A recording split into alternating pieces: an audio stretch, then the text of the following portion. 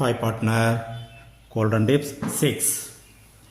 The goodwill of the firm is valued. அப்போ valuation of goodwill.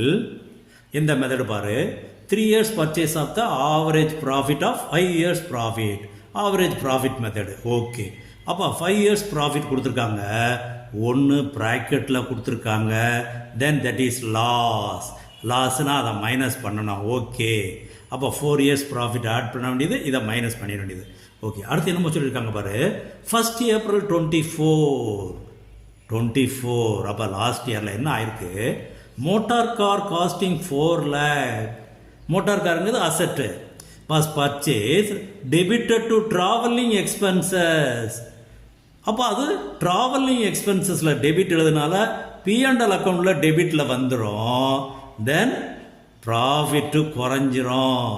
எவ்வளவு, இந்த 4 lakh அங்கே எழுதுறதுனால ப்ராஃபிட் குறைஞ்சிரும். தென் அதை நம்ம ஆட் பண்ணிடணும். அப்போ இந்த 14ஓட 4 ஆட் பண்ணால் 18 lakh. அதே நேரத்தில் on which depreciation is to be charged 25%.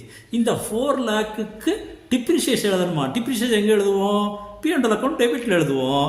அப்போ அது ஒரு 1 lakh எழுதுனோம்னா ப்ராஃபிட் குறைஞ்சிரும். அப்போ 4 lakh தப்பாக எழுதிட்டாங்க, 1 lakh எழுதாமல் விட்டுட்டாங்க. அப்போ அந்த 1 lakh மைனஸ் பண்ணால் 17 lakhs. அப்போது 5th இயரில் ப்ராஃபிட் 17 lakhs.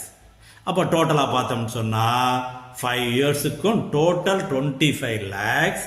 25 5ஆல் டிவைட் பண்ணால் ஆவரேஜ் இன்ட்டு 3 years பர்ச்சேஸ். அப்போ மல்டிப்ளை பண்ணால் 15 lakhs.